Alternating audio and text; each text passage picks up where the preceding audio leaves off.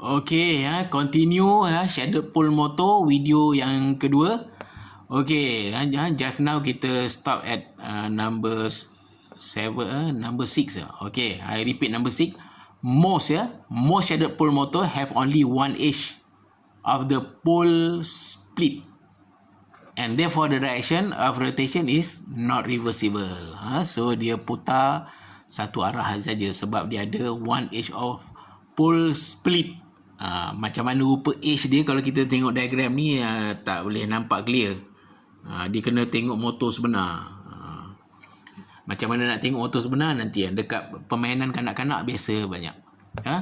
Okay, however some shaded pole motors have both leading and trailing pole tips split to accommodate shading coils. Only some lah. Some beberapa dia ada dua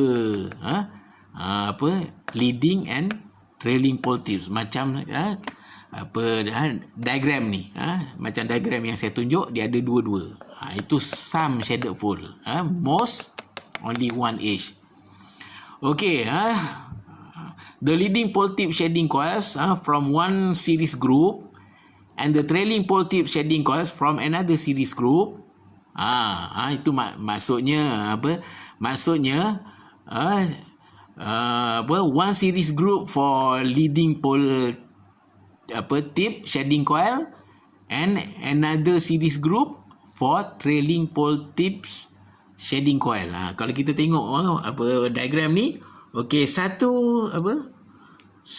group for trailing pole tip, so the copper coil is connected in series, and satu group adalah leading pole tip dan juga dia punya copper coil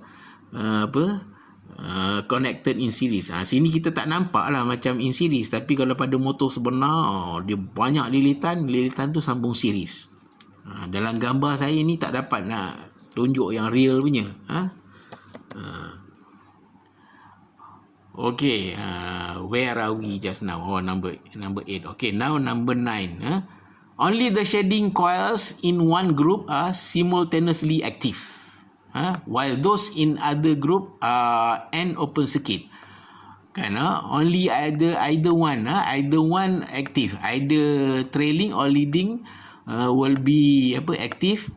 Yang lagi satu dia open. Salah satulah. Kalau trailing aktif, leading dia open, or vice versa. Yang leading dia aktif, trailing dia pula open.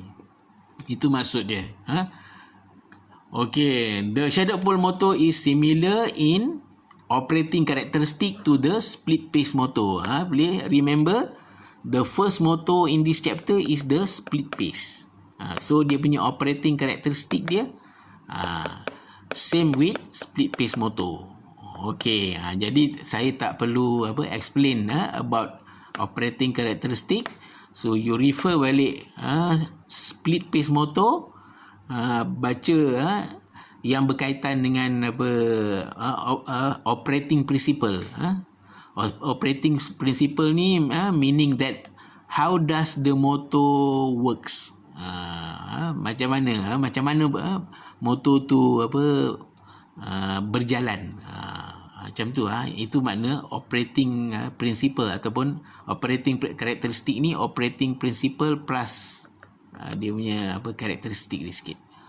4 minit, ada lagi 8 minit untuk 12 minit. Okay, look at the advantages and disadvantages of these motors. So advantages, they have 5. Okay, you baca lah. Ni simple, kecuali yang panjang ni. Okay, 4 clock motor. Ini this motor is very popular lah for clock. Jam-jam elektrik, jam yang besar-besar, bukannya jam tangan tu. Ini jam besar-besar punya, jam yang di kapal, di dalam kapal laut, kapal terbang, ataupun dekat bangunan-bangunan yang pakai jam besar-besar.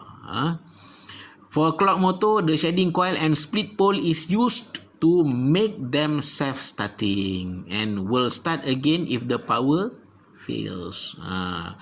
So that's why they don't have starting coil and capacitor.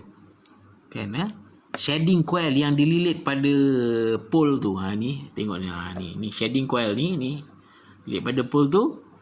Dia punya function kan, to start the motor, so that the motor is self starting, kan, walaupun power failure, dia boleh start again. It has no sliding electrical contacts and is reliable in operation. Dia tak ada sliding electrical contact ni. Actually sliding electrical contact ni adalah rheostat, tapi rheostat yang bukan kita putar-putar, yang kita tolak kiri kanan atau atas bawah.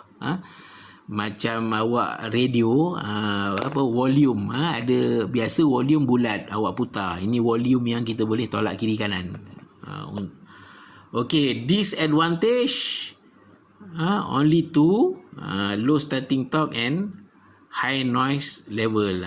Keburukan dia ni, noise dia tinggi. Okay, we look at the last note for this motor. Dia punya application actually I give you 7, ini 5. Dia tengok, toys, permainan kanak-kanak, small fans, can openers, kan, can openers, saya angkat tinggi sikit. Tu can openers, small knife sharpeners, tape cassette recorder, tape cassette recorder ni teknologi tahun 70-an 80-an. Lepas tu yang ke-6 dan yang ke-7, ni kan, video cassette recorder, and electric clock and timers. Electric clock and timers ni nama lain dia, nama yang lebih kata orang lebih standard lah, clinometer. Kalau jam-jam dia semua jam-jam di dalam kapal laut, kapal terbang, normally we call clinometer, because when we call clinometer actually clock with very accurate clock which give very accurate time. Kan, dia adalah electric clock, maknanya semua jam-jam dalam kapal laut, kapal terbang, kan, adalah jam elektrik yang menggunakan motor jenis inilah, shaded pole motor, kan.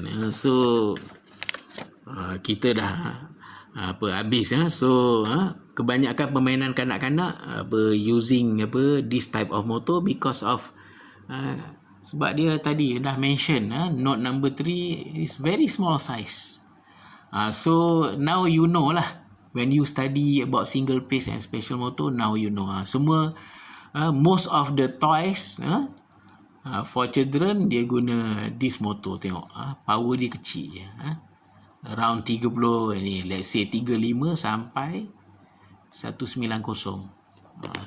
Bot permainan ke, kereta mainan ke yang guna kuasa bateri,